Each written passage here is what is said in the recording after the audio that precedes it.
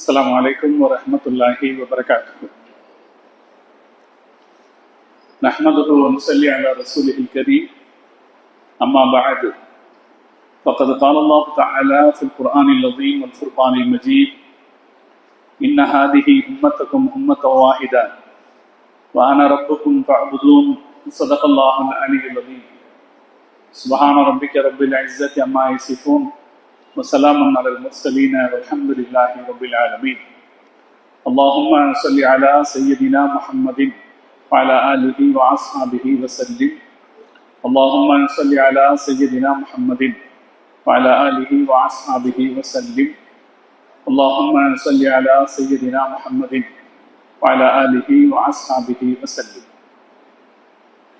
கண்ணியத்துக்கும் மரியாதைக்கும் உரிய அல்லாஹ்வின் நல்லடியார்களே, பெரியோர்களே, அருமை சகோதரர்களே, புனிதம் நிறைந்த இந்த ரமலான் மாதத்தினுடைய 25வது 23வது தராவீகை நிறைவேற்றி இங்கே அமர்ந்திருக்கிற நம் அனைவரின் மீதும் அல்லாஹ் ஜல்ல ஜலாலுவின் பேரருள் என்றென்றும் நிறைவாக பொழியட்டுமாக.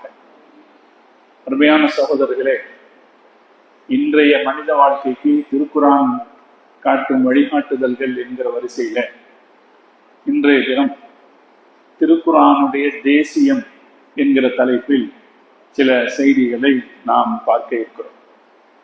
இந்த தலைப்பு இன்றைய அரசியல் சூழ்நிலையில் முக்கியமான தலைப்புகளில் ஒன்று. நாம் விளங்கிக் கொள்ள வேண்டிய கருத்துக்களிலும் திருக்குரானுடைய வழிகாட்டுதல்களிலும் கூட மிக முக்கியமானது. இன்னைக்கெல்லாம் ஒவ்வொரு நாட்டு மக்களிடத்திலேயும் நாங்கள் இந்த நாட்டுக்காரங்க என்கிற பெருமை அதிகமாக இருக்கிறது. அதுலேயும் குறிப்பா கொஞ்சம் செல்வ பலத்தில் அல்லது அதிகார பலத்தில் கொஞ்சம் மேலே இருந்தாங்கன்னா அவங்களிடத்துல இந்த பெருமை யதார்த்தமாக இருக்கு. We are Americans, நாங்கள் அமெரிக்கர்கள் என்று சொல்வது. We are Singaporeans, நாங்கள் சிங்கப்பூர்காரர்கள் என்று சொல்லிக் கொள்வது. அல்லது இப்ப நம்ம நாட்டுக்காரங்க We are Indians, நாங்கள் இந்தியர்கள் என்று சொல்லிக் கொள்வதில் அளவு கடந்த ஒரு ஈடுபாட்டை நாம் பார்க்கிறோம். எந்த அளவுக்குன்னா, விளையாட்டு போட்டிகளில் கூட விளையாட்டு திறமையை கவனிக்காம இந்த ஊர்க்காரங்கிறத கவனிக்கிற போக்கு அதிகமா இருக்கு. அப்படித்தானே? ஒரு கிரிக்கெட் விளையாட்டு இந்தியா விளையாடுகிறது என்றால் யாரு சிறப்பா விளையாடுறாங்கிறத கவனிக்கிறது இல்லை. எந்த நாடு எங்க நாடு விளையாடுது அப்படிங்கிறதுல விளையாட்டினுடைய சிந்தனை போய் அந்த நாட்டு தேசிய உணர்வு அப்படிங்கிறது அதிகமாக வெளிப்படுகிறது. இது ஆரோக்கியமானதா என்று நாம சிந்திக்க வேண்டும். யாரோ ஒருத்தர் ஒரு வெளிநாட்டு வீரருடைய விளையாட்டை பாராட்டிட்டார்னு சொல்லி அவரை படுகொலை செய்த நிகழ்வுகள் எல்லாம் உலகத்தில் நடக்கிறது. அப்படியானால் இது ஒரு ஆரோக்கியமான உணர்வு தானா அப்படின்னு யோசிக்கணும். நம்ம முஸ்லிம்களிடத்துல சில பேர்கிட்ட தேசியம் என்கிற கொள்கை இஸ்லாத்தின் அடிப்படைக்கு எதிரானது என்கிற ஒரு சிந்தனை இருக்கிறது. ஏன்னா முஸ்லிம்களுடைய ஒற்றுமையை தேசியம் என்கிற சிந்தனை தான் குலைத்து விட்டது என்று ஒரு சாரார் நினைக்கிறார். நம்ம வரலாற்றுல நடைபெற்ற ஒரு பெரிய துக்ககரமான செய்தி என்னன்னா, 1000 ஆண்டுகளுக்கு மேலாக முஸ்லிம்கள் இஸ்லாம் என்கிற தலைமையில் இணைந்திருந்தார். ஹிலாஃபத் என்பது நடைமுறையில் இருந்தது. கடைசியாக துருக்கி ஹிலாஃபத் இருந்தது. அந்த துருக்கி ஹிலாஃபத் இருந்ததுன்னா என்ன அர்த்தம்? அவங்க ஒரு வலிமையான அரசாக இருந்து கீழே இருக்கிறவங்க எல்லாம் அவங்க கட்டுப்பாட்டுல வச்சிருந்தாங்க அப்படின்னு அர்த்தம் அல்ல. இப்ப உஸ்மானிய துருக்கியர்கள் பகதாதில் இருந்து ஆட்சி செய்தார்கள்னா இந்தியாவில இருந்த முஸ்லிம் மன்னர்கள், அது கோரி வம்சமோ அல்லது கில்ஜி வம்சமோ அல்லது முகலாய வம்சமோ, இந்த வம்சம் பகதாதில் இருக்கிற துருக்கிய அரசர்களுக்கு அல்லது இஸ்தான்பூலில் இருக்கிற துருக்கிய அரசர்களுக்கு அந்த ஹிலாஃபத்துக்கு கட்டுப்பட்டு இருந்ததுன்னா என்ன அர்த்தம் அல்ல? இப்ப நம்மளுடைய மத்திய அரசாங்கம் மாநில அரசாங்கத்தை கட்டுப்படுத்தி வச்சிருக்கேன் அந்த மாதிரி அல்ல. ஒவ்வொருத்தரும் அவங்கவுங்க சுய அதிகாரம் பெற்ற ஆட்சியாளர்கள். எகிப்தில் சலாஹுத்தீன் அய்யூபி இருந்தார், அவர் சுய அதிகாரம் பெற்ற ஆட்சியாளர். ஸ்பெயினில் இருந்தார்கள், அவர்கள் சுய அதிகாரம் பெற்ற ஆட்சியாளர். ஆனா இவர்கள் எல்லாரையும் இந்த ஹிலாஃபத் என்கிற குடையின் கீழ் இணைந்திருந்தார்கள். உங்க சொல்லுக்கு நாங்க கட்டுப்படுறோம் அப்படிங்கிற ஒரு குடையின் கீழ் இருந்தார்கள். அப்படி இருந்த போது அந்த துருக்கிய ஹிலாஃபத் என்பது, இஸ்லாமிய ஹிலாஃபத் என்பது உலகம் முழுக்க மிகப்பெரிய அளவில் செல்வாக்கு செலுத்தக்கூடியதாக இருந்தது. அந்த ஹிலாஃபத்தில் யார் ஆட்சி பொறுப்பில் இருக்கிறார்களோ அவர்களுடைய கண் அசைவுகளுக்கேற்ப உலகம் நடந்தது. அவங்க என்ன நினைக்கிறாங்களோ அதற்கேற்ப உலகம் நடந்துச்சு. இத 1900 தொடக்க காலம் வரைக்கும் உலகம் கண்டது. அது வரைக்கும் இஸ்லாம் அப்படிங்கிறது, இஸ்லாமிய துருக்கிய அரசு, ஹிலாஃபத் அரசுங்கிறது உலகத்தில் இருந்த ஒரு வல்லரசாக இருந்தது. இந்த வல்லரசு வீழ்ச்சி அடைவதற்கு இந்த தேசியம் என்கிற சிந்தனை ஒரு காரணமாக இருந்தது. இந்த தேசியம் அப்படிங்கிற சிந்தனை ஐரோப்பாவில் 19ஆம் நூற்றாண்டினுடைய பிற்பகுதியில உருவாச்சு. ஐரோப்பா தான் உலகத்தில் இருக்கிற கச்சடாக்களுக்கு மையம். இன்னைக்கு என்னமோ ரொம்ப நாகரிக பேர்வழிகள் மாதிரி உலகத்துக்கு காட்டப்படுறாங்க. உலகத்துல அதிகமா சண்டை நடந்த இடம் எங்கதான்? ஐரோப்பா தான். பிரிட்டனுக்கும் பிரான்சுக்கும் ஜெர்மனிக்கும் இல்லையா உலக யுத்தங்கள் மையமாக இருந்தது. எது? முதல் உலக யுத்தமாக இருக்கட்டும், 2ஆம் உலக யுத்தமாகட்டும், உலக யுத்தங்களின் மையமாக இருந்தது ஐரோப்பிய நாடுகள் இல்லைங்களா? ஜெர்மனி, பிரான்ஸ், இத்தாலி, அது மாதிரி ரஷ்யா, இவைகள் தான் இந்த யுத்தங்களுடைய மைய புள்ளியாக இருந்தது. உலகத்துல பெரிய சண்டை, அனாவசிய சண்டை, அநாகரிக சண்டைகளுடைய மொத்த கேந்திரமாக இருந்தவர்கள் அவங்க தான். அவங்களுக்கு இடையில ஒரு காலகட்டத்துல நிலம் என்கிற அடிப்படையில் சமூக சிந்தனைகள் வலுவடைந்தது. நிலம்ங்கிற அடிப்படையில், அந்த நிலம் என்கிற அடிப்படையில் உருவாகிற சமூக சிந்தனைக்கு தான் தேசியம்னு பேர் இல்லைங்களா? பிரான்ஸ் அப்படிங்கிற நிலத்தின் அடிப்படையில் உருவானவர்கள் பிரெஞ்சு தேசியம், அது மாதிரி ஆங்கிலேய, பிரிட்டிஷ், இத்தாலிய தேசியம், ஜெர்மனிய தேசியம் அப்படின்னு தேசியம் அப்படிங்கிற ஒரு நாடு அடிப்படையில் அடையாளம் காணப்படுகிற சிந்தனை அங்க உருவாச்சு. அப்ப அந்த உருவான சிந்தனையை அவங்க என்ன செஞ்சாங்க? இந்த இஸ்லாமிய ஹிலாபத்தை சீரழிக்கணும்னா, முஸ்லிம்கள் ஒரு குடையின் கீழ் இருக்கிறார்கள், இவர்கள் இந்த ஒரு குடையில் இருப்பதை அழிக்கணும்னா அரபு நாடுகளுக்குள்ள போய் அந்த நாட்டு மக்கள்கிட்ட, நீங்க ஏங்க துருக்கிக்கு கட்டுப்பட்டிருக்கீங்க, நீங்கள்லாம் அரபிகள் தானே அப்படின்னு சிந்தனைய கிளப்பி விடணும். இதற்காக துருக்கி ஒரு வலிமையான அரசாக இருந்த போது, துருக்கி எல்லாம் அவ்வளவு சீக்கிரத்துல விழுந்து படுகிற அரசு அல்ல. அவங்க எல்லா நிலைகளையும் கடந்து 800 ஆண்டுகளாக ஆட்சி செய்து கொண்டிருந்த ஆட்சியாளர்கள். அதனால அவங்க வலிமையாகத்தான் இருந்தாங்க. அவங்கள பலவீனப்படுத்தினது எதுன்னா, ஐரோப்பாவில் இருந்த பிரிட்டனுக்கு சார்புள்ள நாடுகள், குறிப்பாக பிரிட்டனையே வச்சுக்கோமே, இவங்க என்ன செஞ்சாங்க? நிறைய உளவாளிகளை அரபு நாடுகளுக்குள்ள அனுப்பினாங்க. தந்திரமான உளவாளி. அந்த தந்திரமான உளவாளிகள் அரபு நாடுகளின் குறுநில மன்னர்களாக, அங்கங்க எல்லா பகுதியிலும் ஒவ்வொரு அரசனுடைய பொறுப்புல தான் இருக்கும், அந்தந்த அரசர்களுக்கு நெருக்கமானவர்களாக மாறினார். அது அதிகாரமும் ஆயுத தேவையும் அதிகரிச்சுக்கிட்டு இருந்த நேரம் அது. அப்ப அந்தந்த அரசர்களுக்கு நெருக்கமானவங்களாக மாறி அந்த அரபு அரசர்களை துருக்கிய கிலாபத்திற்கு எதிராக தூண்டிவிட்டார்.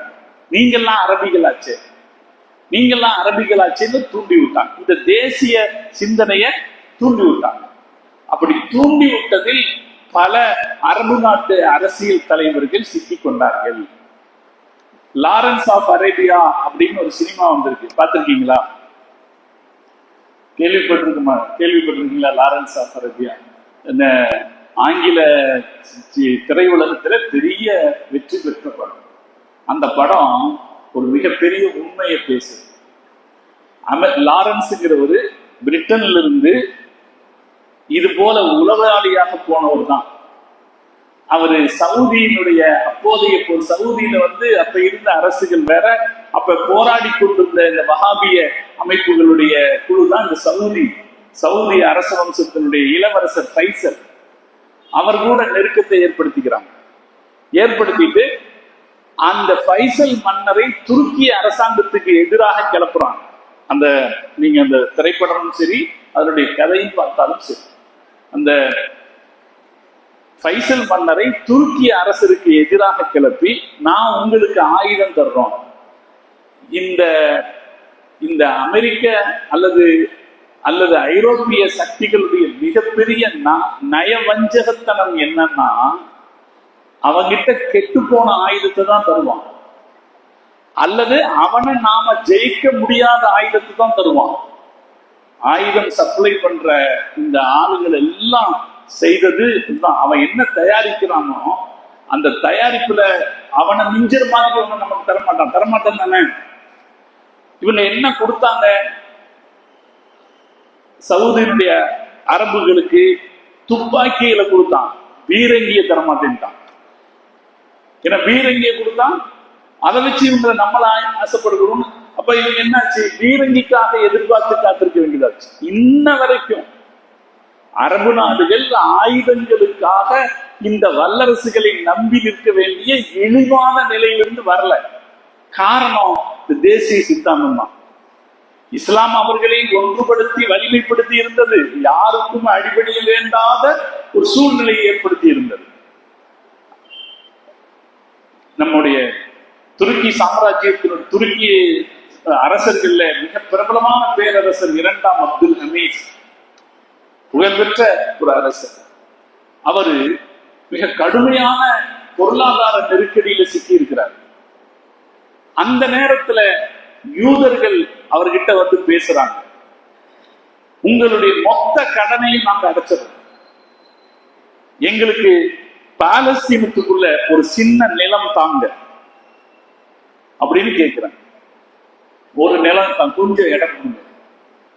அப்ப 2ஆம் அப்துல் ஹமீது சொல்றார், அவருக்கு என்ன வாக்குறுதி தரப்படுது? உங்களுடைய மொத்த கடனையும் அடைச்சிடறோம், கொஞ்சம் நிலம் கொடுங்க. அப்ப அவர் சொல்றாரு, கடன் தந்தீங்கன்னா அது நான் திருப்பி தர்றது வேற, பாலஸ்தீனம் அந்த மக்களுக்கு சொந்தமானது, அதை நான் தர முடியாதுன்னு மறுத்து.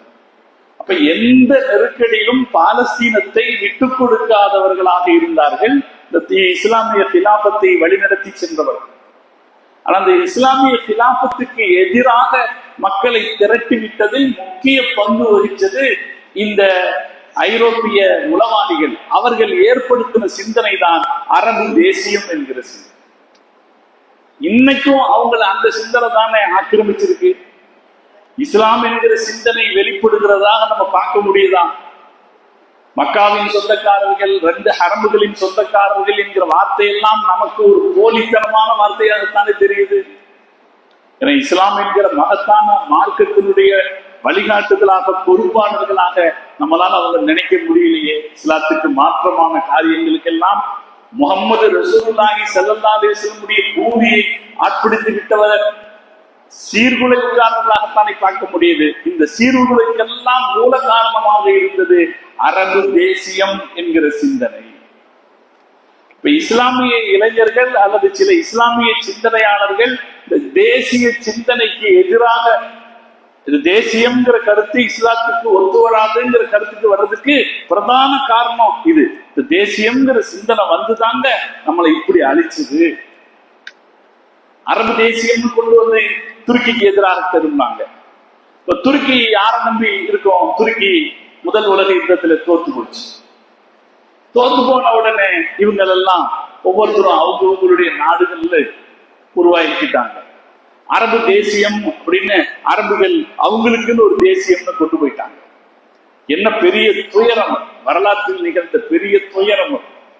எல்லாம் சுயநல ஆட்சியாளர்களுடைய விளைவு, எல்லாம் சுயநல ஆட்சியாளர்களுடைய விளைவு, மக்களுடைய கருத்தோட்டம் அல்ல, சுயநல ஆட்சியாளர்களுடைய விளைவு. இன்ன வரைக்கும் நடக்கிறது அதுதான். அரபு தேசியம்ன்ற பேர்ல ஒண்ணு கொண்டு வந்தாங்க. இதுவாவது நிலைச்சுதான். அரபு தேசியம்னாவது இப்ப எல்லாம் ஒன்னா இருக்காங்களா? சவுதியும் யுஏயும் எகிப்தும் எல்லாம் ஒன்னா இருக்காங்களா? இல்ல, ஒவ்வொருத்தரும் செதஞ்சு போயிட்டான். 6 நாள் யுத்தம்னு சொல்லி இஸ்ரேலுக்கு எதிராக ஒரு யுத்தம் நடத்தினாங்க. அந்த யுத்தத்துல தோத்து போனாங்க. தோத்து போன உடனே அந்த அரபு தேசியங்கிற பேச்சு மண்ணா போச்சு. எந்த தேசியத்தின் பெயரை சொல்லிக் கொண்டு இஸ்லாமிய கிலாபத்திற்கு எதிராக கொடி பிடித்து கிலாபத்தை சிதைத்தார்களோ அந்த சிதைத்தவர்கள் அவங்களுடைய தேசியத்தை விட்டுட்டான். இன்னைக்கு அரபு தேசியம்ங்கிறதும் ஒரு கேலிக்குரிய பேச்சு. இவன் ஒரு தேசியம் பேசினானா, இதுக்கப்புறம் துருக்கிக்காரன் தனியா போனா பார்த்தீங்களா, துருக்கியில ஒரு புது தேசியம் வந்துச்சு. அவன் தான் மொத்த இஸ்லாமிய அரசாங்கத்தையும் ஆட்சி செய்து உஸ்மானியர்களுடைய காலத்துல ஆட்சி செய்துகிட்டு இருந்தான். அங்க ஒரு தேசியம் புதுசா, நாமெல்லாம் துருக்கியர்கள், நாமெல்லாம் துருக்கியர்கள், துருக்கிக்காரங்க எல்லாம் துருக்கி ஐரோப்பா நாடு, துருக்கியர்கள் நாம ஐரோப்பாவுடைய குணத்தோட இருக்கணும் அப்படின்னு என்ன செஞ்சாங்க, ஹிஜாபு, பெண்கள் பர்தா அணியக்கூடாது. அந்த தேசியம் வளர்ந்த போது என்னெல்லாம் வேடிக்கை நடந்ததுன்னா பெண்கள் பர்தா அணியக்கூடாதுன்னு தடை செய்தார்கள். சுருட்டு பிடிக்கணும்னா, சுருட்டு இந்த இங்கிலீஷ்காரன் பிடிப்பாங்கல்ல, சுருட்டு பிடிக்கணும்னு சட்டம் போட்டான். தாடி வைக்க கூடாதுன்னு சொன்னான். தாடி வைக்க கூடாது. உலகத்துக்கே பெயர் பெற்றது துருக்கி தொகுதி, உலகத்துக்கே பெயர் பெற்றதுன்னு துருக்கி தொகுதி, அது வைக்க கூடாதுன்னு சொன்னான். இதெல்லாம் சட்டம் போடுறாங்க. எல்லாத்துக்கும் மேல பெரிய கூத்து, மக்கள் முஸ்லிம்களா இருந்தாங்க, பாங்கு துருக்கி மொழியில சொல்லணும்னு சொன்னாங்க. இப்ப தேசியம், இப்ப துருக்கிய தேசியம்னு வந்த போது அங்க இல்லாத கூத்தெல்லாம் நடந்துச்சு. ஆனா அது நிலைக்கல. அந்த தேசியமும் அதுவும் சரிவடைந்து, அது பொய்யானதுன்னு சரிவடைந்து இப்ப திரும்பி அங்க ஒரு மறுமலர்ச்சி மாற்றமும் ஏற்பட்டுன்னு பார்க்கிறோம். அப்ப இந்த தேசிய சிந்தனை இஸ்லாமிய சமூக கட்டமைப்பை, கிலாபத்தின் கட்டமைப்பை சிதைத்த காரணத்தாலே முஸ்லிம்கள் சில பேர் தேசியம் என்கிற கருத்து இஸ்லாத்திற்கு உடன்பாடானதல்ல என்று கருத்து சொன்னார்கள். ஆனா அந்த கருத்தும் முழுக்க சரியான கருத்து அல்ல. அதுவும் முழுக்க சரியான கருத்து. திருக்குர்ஆன் மக்களை அடையாளப்படுத்துகிற ஒரு ஏற்பாடாக தேசிய ஏற்பாட்டை அங்கீகரிக்கிறது என்பதுதான் சரியான. மக்களை அடையாளப்படுத்து. நீங்க யாருங்க, who are you அப்படின்னா பழைய காலத்துல வெவ்வேறு வகையா வழக்கம் சொல்லியிருக்கலாம். ஐ எம் எ ட்ரேடர், நான் ஒரு வணிகன், நான் ஒரு விவசாயி, நான் ஒரு தொழிலாளின்னு பல மாதிரி நாம சொல்லியிருக்கலாம். ஆனா who are you என்கிற கேள்விக்கு இப்ப இருக்கிற காலத்துல என்ன பதில் வந்துருச்சு? we are Indians, அல்லது ஐ எம் இந்தியன், அல்லது நான் ஒரு அரேபியன் அப்படின்னு சொல்லக்கூடிய ஒரு பதில் வந்துருச்சு. இப்ப இந்த அடையாளப்பூர்வமான சொல்லுக்கு, அடையாளப்பூர்வமான ஒரு கருத்துக்கு தேசியம்னா என்ன அர்த்தம்? நாட்டை அடிப்படையாக கொண்டு வரக்கூடிய அடையாளம். அந்த அடையாளத்துக்கு இஸ்லாம் எதிரானது அல்ல அப்படிங்கிறது தான் சரியான கருத்து. அல்லாஹ் குர்ஆன்ல ஹுஜராத் அத்தியாயத்தின் 13வது வசனத்தில் சொல்கிறான். நம்ம ஏற்கனவே பல தடவை இங்க சொன்னதுதான். யா அய்யுஹன்னாஸ், மக்களே, இன்னா ஹலக்னாக்கும் மின் ذكرٍ وأنثى, உங்களை ஒரு ஆண் ஒரு பெண்ணிலிருந்து நாம் படைத்தோம். ஒரே ஆண் ஒரு பெண்ணிலிருந்து படைத்தோம். வஜஅல்னாக்கும் ஷுஊபன், உங்களை கிளைகளாகவும் வகபாயில குடும்பங்களாகவும் நாம் ஆக்கினோம். எதற்காக? லிதஆரஃபு, நீங்கள் அடையாளம் அறிமுகப்படுத்திக் கொள்வதற்காக, அடையாளமாக்கிக் கொள்வதற்காக, நீங்கள் அடையாளம் அறிந்து கொள்வதற்காக உங்களை இப்படி நாம் ஆக்கிறோம் அப்படின்னு சொல்லிட்டு அல்லாஹ் சொல்றான். ஆனா இன்ன அக்கிரமக்கும் இன்தல்லாஹி அத்துகாக்கும், உங்களில் அல்லாஹ் இடத்தில் உங்களில் மிகச் சிறந்தவர், அல்லாஹ்வை பயப்படுகிறவர் தான் உங்களில் மிகச் சிறந்தவர் என்று அல்லாஹ் சொன்னான். இன்னல்லாஹ் அலீமுன் கபீர் அப்படின்னு சொல்லுது. இப்ப இந்த வசனம் என்ன சொல்லுது? அல்லாஹ் என்ன சொல்றான்? ஒரு ஆண் ஒரு பெண்ணிலிருந்து உங்களை நான் படைச்சேன். இடையில ஒரு சின்ன தகவல் சொல்லிக்கிறேன். இந்த ஆயத்து நவீன விஞ்ஞானத்துக்கு ஒரு பெரிய வழிகாட்டுதலாக அமைக்கிற ஒரு ஆயத்து.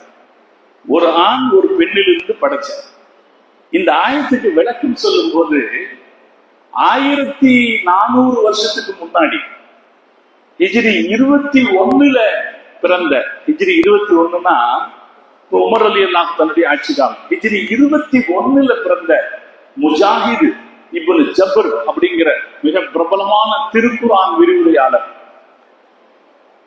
குர்ஆனை கத்துக்கணும்னா இவர்கிட்ட கத்துக்குங்கன்னு சொல்லுவாங்க.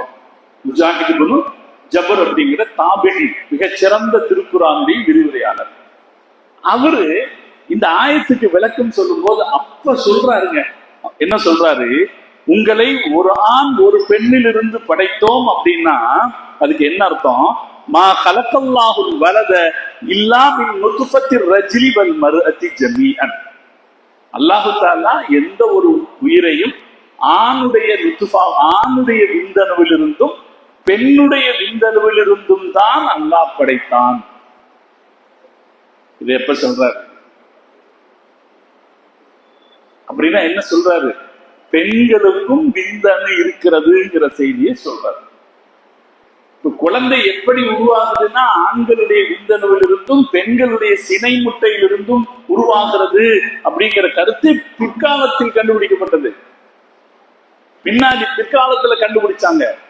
ஆனா முஜாஹித் ரஹ்மத்துல்லாஹி அலைஹி இந்த ஆயத்தை வச்சுக்கிட்டு ஒரு ஆண் ஒரு பெண்ணிலிருந்து படைத்தேன்னு அல்லாஹ் சொல்றானே, இதனுடைய அர்த்தம் ஒவ்வொரு உயிரின் உருவாக்கத்திலும் ஆணுடைய விந்தணுவுக்கும் பெண்ணுடைய சினை முட்டைக்கும் விந்தணுவுக்கும் தொடர்பு இருக்கிறது. இது ரெண்டினாலும் தான் உருவாக்கப்படுதுன்னு எப்ப சொல்றாரு? ஹிஜ்ரி 21 காலகட்டத்துல சொல்றாரு. அப்படின்னா கிட்டத்தட்ட 1400 வருஷங்களுக்கு முன்னாடி இந்த கருத்தை அவர் சொல்லியிருக்காரு. இந்த இடையில ஒரு தகவல். அப்ப இந்த ஆயத்துல அல்லாஹ் சொல்றான், மனுஷங்க ஒரு ஆண் ஒரு பெண்ணில் இருந்து வந்தவங்க,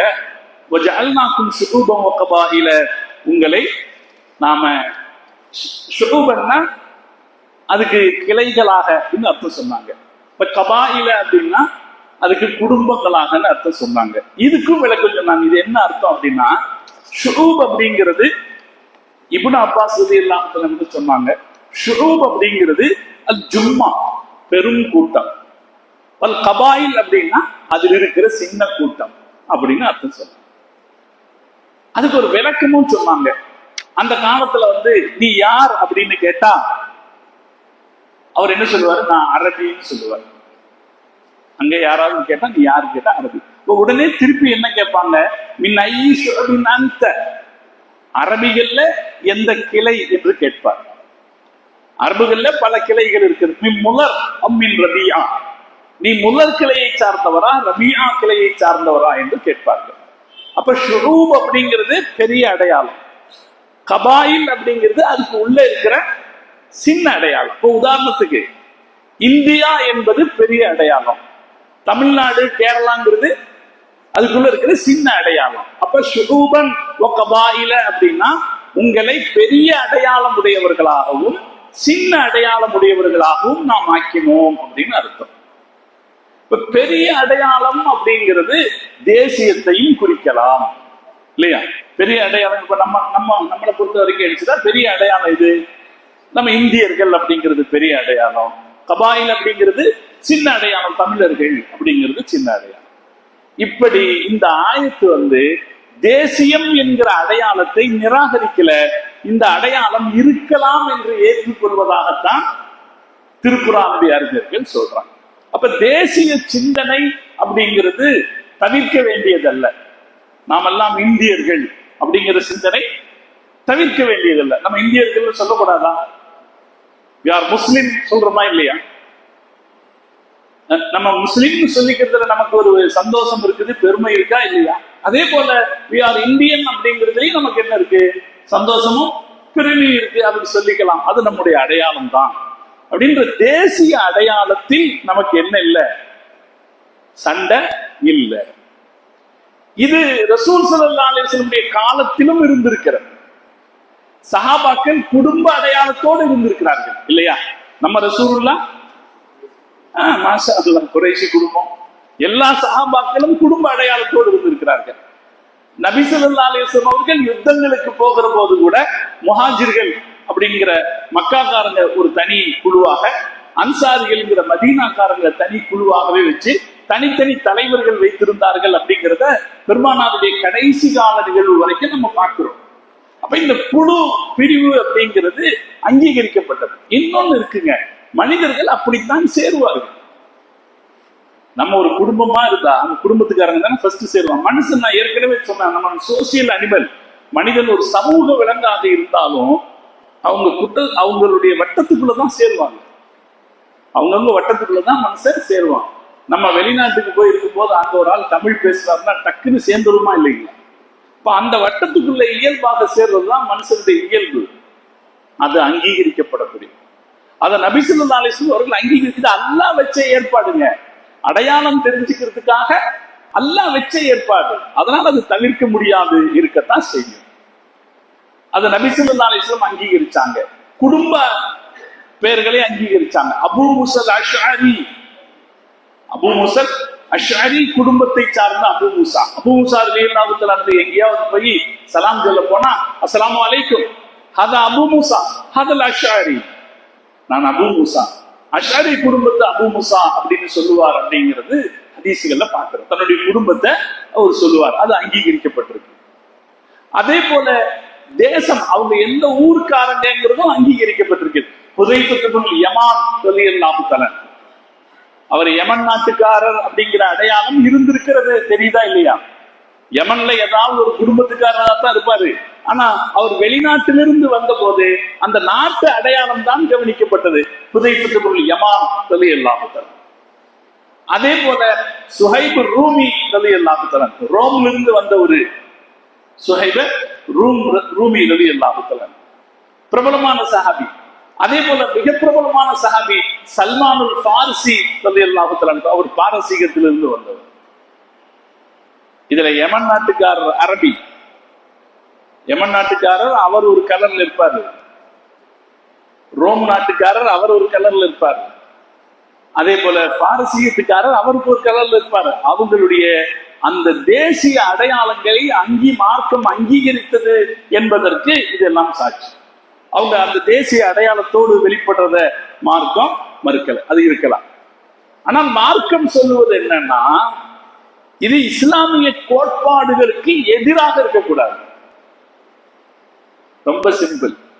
தேசிய அடையாளம்ங்கிறது இப்ப நமக்கு இந்தியாங்கிற நம்முடைய அடையாளம்ங்கிறது நம்ம அத்தா அம்மாவோட தொடர்புடைய இல்லையா?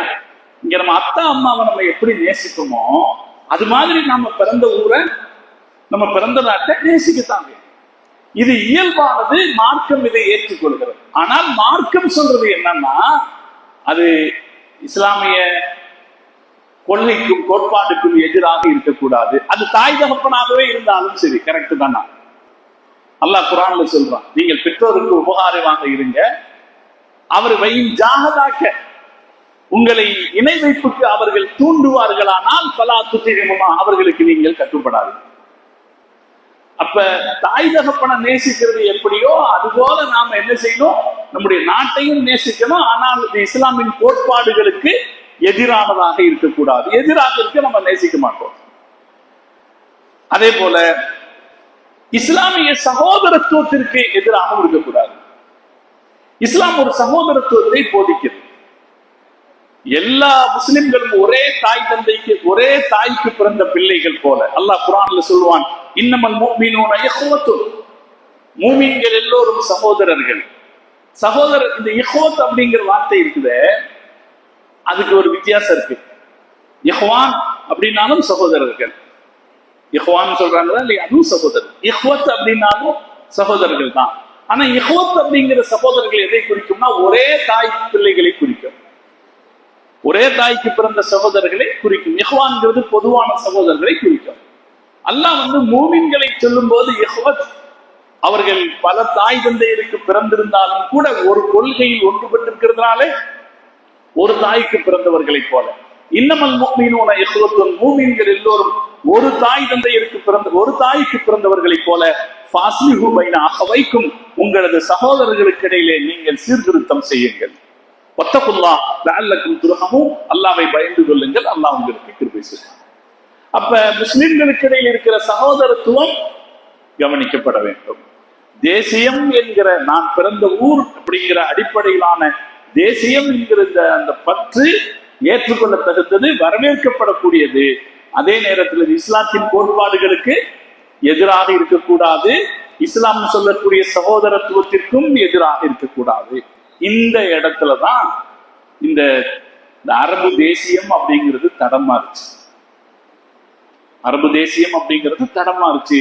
அவங்கள்ட்ட இஸ்லாமிய சகோதரத்துவத்தை வேண்ட கருத்தை விட்டுட்டாங்களா இல்லைங்களா? இன்னைக்கும் இந்தியாவில் இருக்கிற முஸ்லிம்களை அவங்க சகோதரர்களாக பார்க்கலையே. பார்த்திருந்தா இங்க இருக்கிற பிரச்சனைகளுக்கு அவங்க ஒரு குரல் கொடுத்திருப்பாங்க. இப்ப இதுக்கு என்ன காரணம்? இந்த தேசியம் அப்படிங்கிறத அவங்க தப்பா பயன்படுத்திக்கிட்டாங்க. அடிப்படையில் தேசிய சிந்தனைங்கிறது தவறானதல்ல, அந்த தேசியத்தை அவர்கள் தவறாக அர்த்தப்படுத்திக் கொண்டார். இந்த தேசியம் ஏற்றுக்கொள்ளப்படக்கூடியதல்ல. இந்த தேசியம் இஸ்லாமிய கருத்துக்கும் இஸ்லாமிய விழுமியங்களுக்கும் இஸ்லாமிய ஆசைக்கும் எதிரானது. இது தவறானது. நம்ம மார்க்கம் மொழி அடிப்படையிலேயோ வேற இன அடிப்படையிலேயோ நிற அடிப்படையிலேயோ மக்கள் பிளவுபடாத ஒரு தேசிய கருத்தை, நம்முடைய ஒரு சகோதரத்துவத்தை மார்க்கம் சொல்லியிருக்கு. மன் சல்லா சலாத்தனா, யார் நம்மை போல் தொழுகிறார்களோ, வஸ்தக்பல கிபிலத்தனா, நமது கிபிலாவை முன்னோக்கினார்களோ, அகல தபீஹத்தனா, நாம் அறுத்தவைகளை சாப்பிட்டார்களோ, ஃபதாலிக்கும் முஸ்லிம், அவர் முஸ்லிம், லஹு திம்மத்துல்லா, அவருக்கு அல்லாஹுடைய பொறுப்பு அவருக்கு இருக்கிறது. திம்மத்து ரசூலிஹி, அல்லாஹ்வுடைய ரசூலுடைய திம்மத் இருக்கிறது. வலா துஸ்பிருல்லாஹ ஃபீ திம்மத்திஹி, அல்லாஹ்வுடைய பொறுப்பிலே நீங்கள் அலட்சியம் செய்ய வேண்டாம் என்று நபி ஸல்லல்லாஹு அலைஹி வஸல்லம் அவர்கள் சொல்லியிருக்கிறார். அதனாலே அந்த சகோதரத்துவத்தை பேணாத போது என்ன ஆயிடுது? இந்த தேசியம் தவறானதாக மாறியிருக்கிறது. இது உண்மைக்கு மாற்றான தேசியம் அல்லது குறையுள்ள தேசியம். இந்த தேசியத்துல என்ன வந்திருக்கு? கரை இருக்கிறது. இந்த தேசியம் அப்படிங்கிறது மனிதாபிமான சிந்தனைக்கு அல்லது மார்க்கம் சொல்லுகிற சகோதரத்துவத்திற்கு அப்பாற்பட்ட கரையுள்ள தேசியமாக இருக்கிறது. இந்த தேசியம் உடன்பாடாக அல்ல. நம்ம மதீனால ரசூல் ஸல்லல்லாஹு அலைஹி வஸல்லம் இருக்கும்போது மதீனாக்காரங்களை அப்துல்லாஹ் இப்னு உபய் இப்னு சலூல்ங்கிறவன் வேற மாதிரி திருப்பினான். அப்துல்லாஹ் இப்னு உபய் இப்னு சலூல் யாருன்னா, ரசூல் ஸல்லல்லாஹு அலைஹி வஸல்லம் மதீனாவுக்கு வர்றதுக்கு முன்னாடி மதீனாவுடைய தலைவரா இருந்தவன். ரசூல்லா வந்த உடனே ஆட்டோமேட்டிக்கா ஸல்லல்லாஹு அலைஹி வஸல்லம் தலைவர் ஆயிட்டாங்க. இவனுடைய தலைமை பதவி போயிருச்சு. அவனும் எவ்வளவோ திசை திருப்ப முயற்சி பண்ணான் இந்த மக்களை. நபி ஸல்லல்லாஹு அலைஹி வஸல்லம் அவர்கள் கொண்டு வந்த சத்தியத்திற்கு, அவர்கள் ஏற்படுத்திய சகோதரத்துவத்திற்கு எதிராக ரசூலுல்லா மகத்தான சகோதரத்துவத்தை மதீனாக்காரர்கள்ட்ட ஏற்படுத்தி இருந்தாங்க. அவங்கள வெறும் ஈமானுக்கு கொண்டு வந்தவர்கள் மட்டுமல்ல, தலைமுறையாக சண்டை போட்டுக்கிட்டு இருந்தவங்களுக்கு சமாதானத்தை கொடுத்து நிம்மதியை கொடுத்தவங்க ரசூலுல்லா, சகோதரத்தை கொடுத்தவங்க ரசூலுல்லா. இந்த அமைதி சூழ்நிலைக்கு எதிராக முகமது நபி ஸல்லல்லாஹு அலைஹி வஸல்லமுக்கு எதிராக மக்களை திரட்டுறதுக்கு எவ்வளவோ வழிகள் அவன் யோசிச்சான். அதுக்கு ஊருங்கிற பேரை பயன்படுத்திக்கிட்டான். இந்த தேசியவாதம் அந்த ஊருங்கிற பேரை பயன்படுத்திக்கிட்டான். ஒரு இடத்துல ரொம்ப தெளிவா அதை வெளிப்படுத்தினான். நபி ஸல்லல்லாஹு அலைஹி வஸல்லம் அவங்க பனு முஸ்தலக் யுத்தத்திலிருந்து திரும்பி வர்ற நேரத்துல அவன் என்ன பண்ணான்? முஸ்லிம்கள்ட்ட ரொம்ப கடுமையா வார்த்தையை சொன்னான். நம்மளை யார் ஆதிக்கம் செய்யறாங்களோ, நம்ம ஊருக்கு சிலர் பிச்சைக்காரர்களாக வந்தார்கள், பட் மட்டமான வார்த்தையை அவன் யூஸ் பண்ண. நம்ம ஊருக்கு சிலர் பிச்சைக்காரர்களாக வந்தாங்க, நம்ம போட்ட சோத்துனால அவங்க கொழுத்துக்காங்க. அவங்கள நாம இனி நீங்க உங்க காசை சாப்பிட விடாதீங்க, நாம இனி மதீனாவுக்கு போனா மதீனால இருந்து அவங்கள விரட்டுறதுதான் முதல் வேலை பார்க்கணும் அப்படின்னு ஒரு உணர்வை, ஒரு பேச்ச இந்த மக்கள் இடத்துல கிளப்பி விட்டான். சராசரியா சில நேரங்கள்ல இதெல்லாம் வேலை செஞ்சிடும். ஆனா முஹம்மது ரசூலுல்லாஹி ஸல்லல்லாஹு அலைஹி வஸல்லம் இருக்கிறாங்க. இஸ்லாத்தினுடைய மகத்துவத்தை, இஸ்லாம் ஏற்படுத்திய மானுட சகோதரத்துவத்தை அந்த மக்கள் புரிந்து கொண்டிருந்தார்கள். இதுதான் நம்ம சொல்றோம். நம்ம இங்க என்ன மதம் அல்ல, மதத்தை கடந்து இஸ்லாம் ஏற்படுத்திய மானுட சகோதரத்துவம். அதை கொஞ்சம் பாருங்க, ஏற்படுத்தி இருக்கா இல்லைங்களா? இஸ்லாம் ஏற்படுத்திய எங்கோ இருக்கிற ஒரு முஸ்லிமுக்காக எங்கோ இருக்கிற ஒரு முஸ்லிம் இணைந்து கொள்கிற ஒரு மானுட சகோதரத்துவம், வேறு எங்கும் இல்லாத மானுட சகோதரத்துவத்தை லா இலாஹ இல்லல்லாஹ் ஏற்படுத்தி இருக்கா இல்லைங்களா? இந்த ஏற்படுத்தி இருக்கிற சூழல்ல அவனுடைய இது வேலை செய்யல. அல்லாஹ் குர்ஆன்ல அதை சொல்லி காட்டுறான். ஹுமுல்லதீன யகூலூன, இந்த போலி தேசியவாதிகள் சொல்கிறார்கள், லா துன்ஃபிகு அலா மன் இன்த ரசூலில்லாஹி, ரசூலுல்லாஹ் கூட இருக்கிறவங்களுக்கு நீங்க செலவு பண்ணாதீங்க, ரசூலுல்லாஹ் கூட இருக்கிறவங்களுக்கு காசு கொடுக்காதீங்க, ஹத்தா என்பது அவங்க ஒண்ணுமில்லாம ஆகட்டும் அப்படின்னு இவங்க சொல்றாங்க. ஆனா அவங்களுக்கு என்ன தெரியல, வலில்லாஹி ஹஸாயினு ஸமாவாத்தி வல் அர்த், வானங்கள் பூமியினுடைய ஹஸானாக்கள் அல்லாஹ் இடத்துல இருக்கிறது அப்படிங்கிறது அவர்களுக்கு தெரியல. வலாக்கின்னல் முனாஃபிகீன லா யஃப்கஹூன், இந்த நயவஞ்சகர்கள் அதை விரும்பவில்லை. யகூலூன, அவர்கள் சொல்கிறார்கள், லஇன் ரஜஅனா இலல் மதீனத்தி, மதீனாவுக்கு திரும்பி போனால் ல யுக்ரிஜன்னல் அஸு மினல் அதல், நம்மல்ல பலமானவங்க இந்த சாதாரண வெளியூர்ல இருந்து வந்தவங்களை விரட்டி வெளியே தள்ளிடுவோம் அப்படின்னு சொல்றாங்க. நீங்க அவங்களுக்கு சொல்லுங்க, வலில்லாஹில் இஸ்ஸத்து வலி ரசூலிஹி, கண்ணியம் அல்லாஹ்வுக்கும் அல்லாஹ்வுடைய தூதருக்குமே, வலில் முஃமினீன் மூமின்களுக்குமே உரியது, வலாக்கின்னல் முனாஃபிகீன லா யஅலமூன், முனாஃபிக்குகளுக்கு அது தெரியாது என்று அல்லாஹ் சொன்னார். இது ரசூலுல்லாஹ்வுக்கு தெரிஞ்சிருச்சு, இந்த செய்தி இவங்க இப்படி பேசினாங்கன்னு தெரிஞ்சிருச்சு. ஸல்லல்லாஹு அலைஹி வஸல்லம் கவலைப்பட்டாங்க. ஏன்னா இவன் ஒரு புதுசா விவகாரத்தை கிளப்பி விடுறானே, மக்கள் மத்தியில ஒரு ஒரு ஊர் உணர்வை கிளப்பி, நம்ம ஊருக்கு வந்தவங்க இப்ப பெரிய ஆளுகளாகி நம்மளை அதிகாரம் பண்றாங்க அப்படின்ற ஒரு சிந்தனையை கிளப்பி விடுறானே, அது என்ன ஆகும் அப்படின்னு ஸல்லல்லாஹு அலைஹி வஸல்லம் கொஞ்சம் கவலைப்பட்டாங்க. இப்படி பேசினா பாருங்க, அப்துல்லாஹ் இப்னு உபை இப்னு சலூல், அவனுடைய மகன் அபூ ஹுதைஃபா சிறந்த முஸ்லிமாக இருந்தார், சிறந்த முஸ்லிமாக இருந்தார். அல்லாஹ் அப்படித்தான் வைக்கிறான். அபூ ஜஹலுடைய மகன் இக்ரிமாவை சிறந்த முஸ்லிமாக அல்லாஹ் ஆக்கணும். அபூ லஹபுடைய பிள்ளைகளை அல்லாஹ் சிறந்த முஸ்லிமாக ஆக்கணும். அப்துல்லாஹ் இப்னு உபை இப்னு சலூலுடைய மகன் அபூ ஹுதைஃபா சிறந்த முஸ்லிமாக இருந்தார். அவர் நேரா ரசூலுல்லாஹ்ட்ட வந்தார். வந்து சொன்னார், யா ரசூலுல்லாஹ், மதீனாவை பத்தி உங்களுக்கு தெரியும், இந்த மதீனாவிலேயே தாய் தகப்பனுக்கு ரொம்ப நல்ல பிள்ளையா இருக்கிறவன் நான், தாய் தகப்பனுக்கு ரொம்ப நல்ல பிள்ளையா இருக்கிறவன் நான். என் தகப்பனாரு கொலை செய்திடணும்னு நீங்க நினைச்சீங்கன்னா அந்த உத்தரவை எனக்கு கொடுக்கும். என் தகப்பனார் தப்பா பேசிட்டார், அவரு தப்பா பேசிட்டார். மதீனாவுக்கு வரும்போது ஒரு கை பார்த்துருவோம்னு அவர் தப்பா பேசிட்டாரு. மோசமான வார்த்தைகளை எல்லாம் அவர் சொல்லிட்டார். உண்மையில கடுமையான வார்த்தைகள். நமக்கு சொல்றதுக்கு தயக்கமா இருக்குது அவன் பேசுறது, சிலது சொல்றது. நான் கொஞ்சம் நாகரிகமா சொல்லிட்டேன். அப்ப அந்த வார்த்தைகள் எல்லாம் ரொம்ப கோபத்தை ஏற்படுத்தி இருக்கோம். அப்படி அதனால அதற்காக அவரை கொள்றதா இருந்தா அந்த பொறுப்பை எனக்கு கொடுங்க, வேற யாராவது ஒருத்தருக்கு அந்த வேலையை நீங்க கொடுக்க வேணாம் அப்படின்னு சொன்னார். ஸல்லல்லாஹு அலைஹி வஸல்லம் ஒன்றும் சொல்லல, அப்படியெல்லாம் நான் கொல்ல சொல்ல மாட்டேன், சொன்னா முகம்மது அவருடைய தொண்டர்களையே கொலை செய்கிறாருன்னு பேச்சாயிரும். இவர் முனாஃபிக்கா இருந்தாருன்னு தெரியாது, முகம்மது அவங்க ஆளுகளையே அவர் கொலை செய்கிறாருன்னு பேச்சாயிரும். நான் அப்படி சொல்ல மாட்டேன்ட்டான். அவ்வளவுதான். அவர் நேரா மதீனாவுடைய வாசலுக்கு வந்து நின்றுட்டார். நின்றுட்டு அவங்க அத்தா வரும்போது தடுத்துட்டார். முகம்மது ரசூலுல்லாஹி ஸல்லல்லாஹு அலைஹி வஸல்லம் உங்களை உள்ள வரலான்னு அனுமதிச்சதான் நான் உள்ள அனுப்புவேன், இல்லைன்னா விடமாட்டேன்னு நின்றுட்டார். மகன்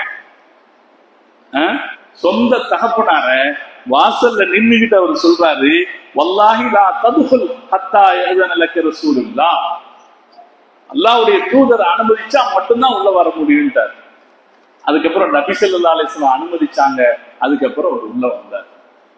இப்ப இது என்னன்னா, இஸ்லாத்தை ஏற்றுக்கொண்ட பிறகு இந்த ஊர் என்கிற அடிப்படையில சத்தியத்திற்கு எதிராக, சகோதரத்துவத்திற்கு எதிராக உருவான இந்த தேசிய கருத்து இருக்கு இல்லையா, இதற்கு மார்க்கத்தில் இடன்பாடானதில்லை. அதனால இஸ்லாத்தின் அடிப்படைகளுக்கு எதிராக ஏற்படக்கூடிய தேசியவாத கருத்து, அதே போல மானுட சகோதரத்துவத்திற்கு எதிராக ஏற்படக்கூடிய தேசியவாத கருத்து ஏற்புடையதல்ல.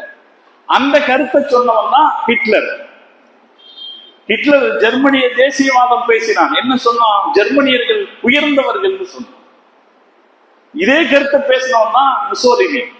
இதே கருத்து தான் இன்னைக்கு இருக்கிற அமெரிக்க அதிபராக இருக்கட்டும் மற்றவனும் பேசுறான். இல்ல பாத்தீங்களா, அவன் அங்க உட்கார்ந்துகிட்டு இன்னைக்கு திரும்பவும் காசாவை பத்தி பேசியிருக்கான். ஏன்னா காசா வந்து இடிஞ்சு போன பகுதி ஆகி போச்சு. அந்த மக்கள் என்னவா இருந்தாலும் நாங்க அங்க இருக்கிறோம்ங்கிறாங்க. ஆனா மிகப்பெரிய மமதையோட அந்த மக்களுடைய உணர்வுகளுக்கு துளி கூட மதிப்பு கொடுக்காம பேசுற ஒரு கருத்தை நம்ம பார்க்கணும். அப்ப என்ன அர்த்தம்? நாங்க கொஞ்சம் செல்வாக்கான ஆளுங்க, காசுள்ள பார்ட்டிக, அதிகாரம் இருக்குது, ஆயுத பலம் இருக்குது அப்படின்ற இடத்துல பேசப்படக்கூடிய அந்த தேசியவாதம் இருக்கிறது, அது ஏற்புடையதல்ல, அது மனிதாபிமானத்திற்கு நல்லதும் அல்ல. அந்த தேசிய கருத்து ஏற்புடையதல்ல. தேசியவாத கருத்தால ஏற்பட்டிருக்கிற பல பிரச்சனைகள்ல ஒன்னாதான் நாம இந்த தேசியவாத கருத்தால ஏற்பட்ட பிரச்சனைகள்ல ஒண்ணுதான் மியான்மர்ல ஏற்பட்டது. பர்மாவை உருவாக்கினவர்கள் பல வெளியூர்காரர்கள், நம்ம தமிழ்நாட்டில இருந்து போனவங்க, இந்தியாவில இருந்து போனவங்க. அவங்க அந்த பர்மாங்கிற நகரத்தை உலகத்தின் பொருளாதார கேந்திரங்களில் ஒன்றாக ஆக்கியிருந்தார்கள். பர்மா அப்படி இருந்துச்சு. இப்பதான் பர்மா பேச்சு இல்லாம இருக்கு. இல்லாட்டி பர்மிய பொருட்கள் உலகத்தினுடைய பொருளாதார கேந்திரங்களில் ஒன்றாக ஆக்கியிருந்தாங்க வெளிநாடுகள்ல இருந்து போனவங்க. அங்க இருக்கிறவங்க ஒரு தேசிய உணர்வுக்கு இது மாதிரி தான், இந்த ஒரு போலி தேசிய உணர்வுக்கு ஆட்பட்டு பர்மாக்காரன் மட்டும்தான் பர்மால இருக்கணும் அப்படிங்கிற பேச்சை கொண்டு வந்த போது அதனால் பாதிக்கப்பட்டார்கள் பல லட்சக்கணக்கான முஸ்லிம்கள். இன்னைக்கும் நடக்கிறத பார்க்க.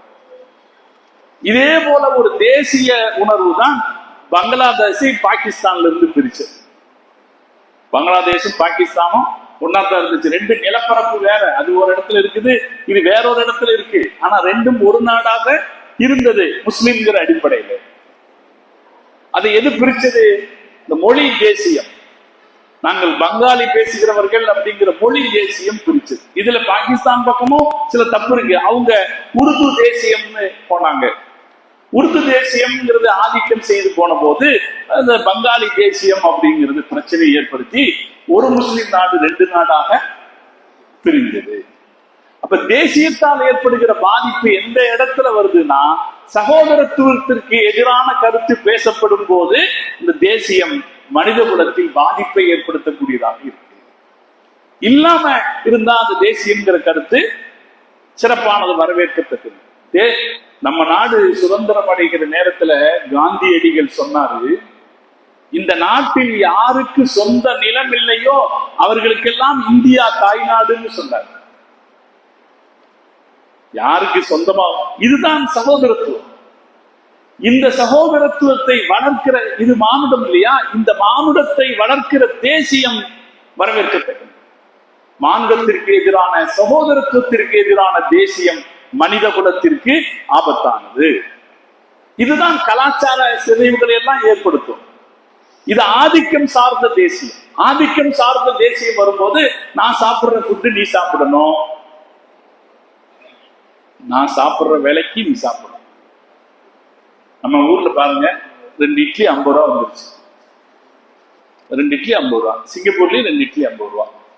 அமெரிக்காலையும் 2 இட்லி 50 ரூபா. நம்ம ஊர்ல 2 இட்லி எத்தனை ரூபாய்க்கு விற்கணும்? 5 ரூபாய்க்கு விற்கணும், அவ்வளவுதான் விற்கணும். ஆனா அந்த 50 ரூபா வந்துருச்சு. என்னன்னா, நான் சாப்பிடுற வேலைக்கு நீ சாப்பிட, நான் சாப்பிடுற உணவு வந்துருச்சு. பாத்தீங்களா, இப்ப உலகம் முழுக்க எல்லாருக்கும் ஒரு மாதிரி. அப்ப என்னன்னா, ஒரு கம்பெனி அது தீர்மானிக்குது நீ இப்படி சாப்பிடணும். அப்ப அந்த ஆதிக்கத்தை எல்லா இடத்துலயும் நிலநாட்டி கொண்டு வர்றாங்க. பிராண்டுகளுடைய பேர்ல அவங்களுடைய ஆதிக்கத்தை நிலநாட்டுறாங்க. நீங்க ஒரு பிராண்ட ஃபேமஸ் பண்ணிட்டா அவன் எப்படி வைக்கிறானோ அப்படித்தான் நீங்க ஷூ போடணும், அப்படித்தான் நீங்க சட்டை போடணும், இல்லையா? இப்ப இது எல்லாமே பிராண்டுகளின் பேர்ல ஆதிக்கம் செய்கிற இந்த எண்ணம் எல்லாமே தேசியத்துக்கு தப்பான விளக்கம் கொடுத்ததால ஏற்பட்ட விளைவுகள். இது அதை நம்ம இப்ப கலாச்சாரம்ங்கிறது ஒவ்வொரு ஊர் கலாச்சாரத்தையும் பாதுகாப்பதற்கு இஸ்லாம் சொல்லுது. நம்ம தமிழர்களுடைய கலாச்சாரத்தை கடைபிடிக்கலாமா? தமிழர்கள் உதாரணத்துக்கு ஒண்ணு, இந்த தாலி கட்டுறது. தாலி கட்டுறதுங்கிறது இஸ்லாத்துல அப்படி ஒரு மேட்டரே கிடையாது. ஆனா அது நம்ம தமிழ் மக்களுடைய கலாச்சாரம். கடைபிடிக்கலாமா? கடைபிடிக்கலாம். இஸ்லாம்ங்கிறது சர்வதேச மார்க்கம் அப்படிங்கிற போது ஒவ்வொரு பகுதிகளிலும் என்ன அடிப்படை கலாச்சாரங்கள் இருக்கிறதோ அந்த கலாச்சாரத்தை கடைபிடிப்பதற்கு நமக்கு இடையில் இல்லை. 2 விஷயம் தான் நான் ஏற்கனவே சொன்ன மாதிரி. ஒண்ணு, நம்முடைய அடிப்படைகளுக்கு முரண்பட்டதாக இருக்கக்கூடாது, சகோதரத்துவத்திற்கு எதிரானதாகவும் இருக்கக்கூடாது. இப்ப நம்முடைய அடிப்படைகளுக்கு, நம்முடைய நம்பிக்கைகளுக்கு மாற்றமாக இருக்கிற கலாச்சாரத்தை நம்ம என்ன செய்ய மாட்டோம்? இந்த தாலி எடுத்துக்கிட்டு தொட்டு கும்பிட்டுக்குவாங்க, அது செய்ய மாட்டோம், இல்லையா? தாலி போட்டுக்கிறது கலாச்சாரம். இதே மாதிரி பூ வைக்கிறது, இதே போல பழத்தை காலில் மெட்டி போட்டுக்கிறது, இது மாதிரியான அது மாதிரி இந்த மூக்குத்துறது, காது குத்திக்கிறது, இது மாதிரியான ஒவ்வொரு ஊர்லயும் ஒவ்வொரு பண்பாடுகள் கலாச்சாரம் இருக்குமா இல்லையா? அந்தந்த ஊர்களுடைய பண்பாடுகளுடைய கலாச்சாரத்திற்கு இஸ்லாம் எதிரானதல்ல, அது கடைபிடிக்கப்படலாம். அதே நேரத்தில் அது மார்க்கத்திற்கு முரணானதாகவோ சகோதரத்துவத்திற்கு எதிரானதாகவோ இருக்கக்கூடாது. அந்த அவங்களுடைய கலாச்சாரத்தை நாம எடுத்துக்கும் போது கவனிக்க வேண்டிய பல விஷயம் இருக்கு. அதுல நம்ம கலாச்சாரம் மாட்டிக்க கூடாது. இப்போ உதாரணமா அமெரிக்கால அடுத்தவன் முன்னாடியே முத்தம் போடுறது தப்பில்லை. அவன் எப்படி சொல்றேன்னு கேக்குறீங்களா? நீங்க அரசர்கள் சந்திக்கிறது, அந்த தலைவர்கள் சந்திக்கிறத பார்த்திருக்கீங்களா இல்லையா? ஒரு தலைவர் வரும்போது அவனும் வருவான், அவன் பொண்டாட்டிக்கு கூட வரும்னா வரும். இவன் என்ன பண்ணுவான்? அவ கண்ணத்துல உரசுவான். பார்த்திருக்கீங்களா இல்லையா? அவன் இவன் பொண்டாட்டி கண்ணத்துல உரசுவான். இதெல்லாம் நடக்குதா இல்லைங்களா? இது பகிரங்கமாக நாகரிகத்தின் பேரால நடக்குதுன்னா அந்த கலாச்சாரத்தை நம்ம ஒத்துக்க வேண்டிய அவசியம் கிடையாது. நமக்குடைய கலாச்சாரத்துக்கு அது எதிரானது. அப்ப கலாச்சாரங்களை பொறுத்தவரை இஸ்லாத்தினுடைய கோட்பாடு ஒவ்வொரு பகுதியினுடைய கலாச்சாரமும் அங்கீகரிக்கப்பட்டதுதான். ஆனால் அது இஸ்லாத்தின் அடிப்படைகளுக்கு எதிரானதாக இருக்கக்கூடாது என்பதுதான். அதனால இஸ்லாத்தை பொறுத்த வரைக்கும் இந்த தேசியம் அப்படிங்கிறதுல எது சரியான அளவிலான தேசியமோ அது ஏற்றுக்கொள்ளப்படக்கூடியது. குறைவுடைய கரைபடையக்கூடிய தேசியம் ஏற்றுக்கொள்ளக்கூடியதல்ல. தேசியம்ங்கிறதுல இஸ்லாம் செஞ்ச மகத்தான பெரிய புரட்சி அபூபக்கர் சித்திக் ரலியல்லாஹு தஆலா அன்ஹு இஸ்லாமிய அரசராங்க. அவங்க மதீனால இருக்காங்க. மதீனால ரசூல் ஸல்லல்லாஹு அலைஹி வஸல்லம் வஃபாத் ஆயிட்டாங்க. வஃபாத் ஆன பிறகு மதீனாக்காரங்க ஒண்ணு கூடுறாங்க. ஒண்ணு கூடி நமக்கு ஒரு தலைவர் வேண்டுமே அப்படின்னு யோசிக்கிறாங்க. இப்ப அந்த நேரத்துல ஹஸரத் உமர் ரலியல்லாஹு தஆலா அன்ஹு அவங்க அபூபக்கர் சித்திக் ரலியல்லாஹு தஆலா அன்ஹு அபூ உபைதா ரலியல்லாஹு தஆலா அந்த இடத்துக்கு கூட்டிட்டு போறாங்க. கூட்டிட்டு போய் அந்த மக்கள்கிட்ட சொல்றாங்க, நீங்க நினைக்கிற மாதிரி இப்ப மதீனா உங்களுடைய பழைய சின்ன ஊர் இல்லை. மதீனா இப்போ தலைநகரம். எல்லா மக்களையும் கட்டி காக்கணும்னா அதுக்கு குறைஷிகள்ல ஒருத்தர் இருந்தால்தான் எல்லாரையும் கட்டி காக்க முடியும். இதோ 2 பேர் இருக்காங்க இங்க. ஹஸரத் அபூபக்கர் சித்திக் ரலியல்லாஹு தஆலா சொல்றாங்க, இதோ 2 பேர் இருக்காங்க இங்க. ஒன்னு உமர், இன்னொன்னு அபூ உபைதா. 2 பேர் இருக்காங்க. இந்த 2 பேர்த்துல ஒருத்தரை தேர்ந்தெடுங்க என்று ஹஸரத் அபூபக்கர் சித்திக் ரலியல்லாஹு தஆலா அவர்கள் சொன்ன போது ஹஸரத் உமர் ரலியல்லாஹு தஆலா என்ன சொல்றீங்கன்னு அவர் கையை வாங்கி, நான் உங்களை ஹலீஃபாவாக பையத் செய்கிறேன் பையத் செய்து கொடுத்தாரு. மதீனா சஹாபாக்கள் அத்தனை பேரும் பையத் செய்து கொடுத்தாங்களே. இது சத்தியத்தின்படியான தேசியம், நன்மையை அங்கீகரித்ததன்படியான தேசியம். இது குர்ஆனுடைய சிறப்பு. குர்ஆன் ஒரு தேசியத்தை உருவாக்கிச்சு, சத்தியத்தையும் நன்மையையும் சகோதரத்துவத்தையும் நிலைநாட்டுகிற ஒரு தேசியத்தை உருவாக்கி கொடுத்துச்சு. ஒரு தேசியம் எப்படி வரக்கூடாது என்றால் மக்களுக்கு இடையிலே பிளவை ஏற்படுத்தக்கூடியதாக, சச்சரவுகளை ஏற்படுத்தக்கூடியதாக, அது போல ஒரு சாராரை அடக்கி வைக்கிற ஒரு தேசியமாக ஒரு கருத்து உருவாவது அப்படிங்கிறது தவிர்க்கப்பட வேண்டியது. அந்த நினைப்புல யாராவது மக்களில் ஒரு சாராரை அடக்கி வைக்கிற கருத்தில் தங்களை உயர்ந்தவராக காட்டிக் கொள்கிற எண்ணத்தில தேசியம் பேசுவார்களானால் அவர்கள் அறியாமை காலத்து மக்கள் என்று முஹம்மது ரசூலுல்லாஹி ஸல்லல்லாஹு அலைஹி வஸல்லம் சொன்னார்கள். மன் காத்தல தஹத ராயத்தி ஸஃபஹி அவ் தஅமில் கபீலத்தி, யார் குடும்ப பெருமையின் கீழே அல்லது அறியாமையின் தலைமையின் கீழே, அவ் கலபின் மின் அஜ்ரில் கபீலா, அல்லது ஒரு சமூகத்தின் மீது உண்டான கோபத்தின் காரணத்தினாலே யார் சண்டையிடுகிறாரோ ஃபஇன்னஹு யமூத்து ஜாஹிலியன், அவர் அறியாமை காலத்து மரணத்தை சந்திக்கிறார் என்று நபி ஸல்லல்லாஹு அலைஹி வஸல்லம் சொன்னார். அப்ப அந்த கரைபடிந்த தேசியவாதம் இருக்கு இல்லையா, அந்த தேசியவாதத்தின் கீழ் நிற்கிறவர்கள் அறியாமை காலத்து பண்பை கொண்டிருக்கிறார்கள் என்பது அது நமக்கு சொல்லுகிறது. அதனால இப்ப தேசியம் அப்படிங்கிற கருத்தோட இஸ்லாம் முரண்பட்டதல்ல. தேசியம் அப்படிங்கிறது ஒரு அடையாளம் தான். எப்படி அத்தா அம்மா ஒரு அடையாளமோ அது போல நான் பிறந்த நாடு என்பது ஒரு அடையாளம் தான். ஆனால் அந்த தேசியம் தற்பெருமையாக, பிறரை தாழ்வாக கருத தூண்டக்கூடியதாக, ஆதிக்கம் செய்யக்கூடியதாக, பிறரை அடக்குமுறை செய்யக்கூடியதாக ஒரு தேசிய சிந்தனை வளருமானால் அந்த தேசிய கருத்துக்கு இஸ்லாம் எதிர்ப்பானது. இஸ்லாத்தின் அடிப்படைகளுக்கும் இஸ்லாம் உருவாக்கி இருக்கிற சகோதரத்துவத்திற்கும் எதிராக உருவாகிற தேசிய கருத்து அது இஸ்லாத்திற்கு எதிரானது. இஸ்லாம் முஸ்லிம்கள்ல ஏற்பட்ட பிரச்சனை சகோதரத்துவத்திற்கு எதிரான தேசியம் தான். முஸ்லிம்களுடைய அதிகாரத்தை பலவீனப்படுத்தினதுல முஸ்லிம்களை இன்னைக்கும் இவ்வளவு பிரச்சனைக்குரியவர்களாக பின்னடைய வச்சிருக்கிறதுல ஏற்பட்ட பலவீனம் இந்த சகோதரத்துவத்திற்கு எதிராக உருவான தேசியம் தான். இந்த கருத்தை மாற்றப்பட்டு தேசியம் அப்படிங்கிறது சரியான கருத்தில் கொண்டு வரப்படுமானால் நிச்சயம் இந்த தேசியம் அப்படிங்கிறது வளர்ச்சி அடையக்கூடிய. சில பேர் ஒரு குறுக்குத்தனமா கேள்வி கேட்பாங்க, உங்களுக்கு இந்தியா ஃபர்ஸ்டா இஸ்லாம் ஃபர்ஸ்டா? அப்ப நம்ம என்ன பதில் சொல்லுவோம்? இஸ்லாம் ஃபர்ஸ்ட், இந்தியா செகண்ட், இது பதில் சொல்லுவோம். இது யதார்த்தம். ஏன்னா இஸ்லாம் தான் எனக்கு எது நடக்கணும், நாடுனா நாட்டை எப்படி மதிக்கணும், வீடுனா வீட்டை எப்படி மதிக்கணும், நான் மனுஷனா இஸ்லாம் ஃபர்ஸ்ட்னு சொல்றது நான் மனுஷன் ஃபர்ஸ்ட்ன்றது அர்த்தம் இருக்கு. இஸ்லாம் ஃபர்ஸ்ட்ன்றதுடைய அர்த்தம் என்ன? நான் சரியான மனுஷனாக இருக்கிறது ஃபர்ஸ்ட்னு அர்த்தம். அப்படித்தானே? நான் சாப்பிட்டா எப்படி சரியா சாப்பிடணும், மனுஷனாட்ட எப்படி சாப்பிடணும், நான் மனுஷனாட்ட எப்படி ஆடை உடுத்திக்கணும், நான் மனுஷனாட்ட எப்படி பொண்டாட்டி மக்களை கல்யாணம் பண்ணி வாழணும் அப்படின்னு மனுஷனா வாழ்றத ஃபர்ஸ்ட்னு தேர்ந்தெடுக்கிறது தான் இஸ்லாம் ஃபர்ஸ்ட்னு சொல்றது. ஆனா ஊருக்குள்ளார இப்போ இந்த விவகாரம் பண்றதுக்குன்னே கேள்வி எழுப்புறவன் என்ன செய்யணும்னா இஸ்லாம் ஃபர்ஸ்டா இந்தியா ஃபர்ஸ்டான்னு கேட்டா நாம என்ன சொல்லிடுவோம்? இஸ்லாம் தான் ஃபர்ஸ்ட். உடனே ஆரம்பிச்சிடும், பாருங்க இவங்களுக்கு எல்லாம் இந்த தேசம் பற்றி இல்லைன்னு ஆரம்பிச்சிருவோம். அதனால யதார்த்தம் அதுதான், இஸ்லாம் ஃபர்ஸ்டா இந்தியா ஃபர்ஸ்டான்னு கேட்டா. ஆனா இந்த ஃபர்ஸ்ட் செகண்ட் சண்டைக்குள்ள போகக்கூடாது. அத்தா அம்மா ஃபர்ஸ்டான்னு கேட்கறதுக்கு பார்த்தீங்களா, அது முதல்ல கேட்கறது தப்பான. குழந்தைகள்கிட்ட கேட்கறாங்க பாருங்க, உனக்கு அத்தா பிடிக்குமா அம்மா பிடிக்குமான்னு கேட்கிற கேள்வி இருக்கு பாருங்க, அது முதல்ல தப்பான கேள்வி. அதே மாதிரி இது தப்பான கேள்வி. உனக்கு கண்ணு பிடிக்குமா காது பிடிக்குமான்னு கேட்டா அது கேட்கிற மாதிரி தான். அதனால இப்படி கேள்வி வரும்போது நாம என்ன சொல்லுவோம்னா, இஸ்லாம் என் உயிர், தேசம் என் உடல்.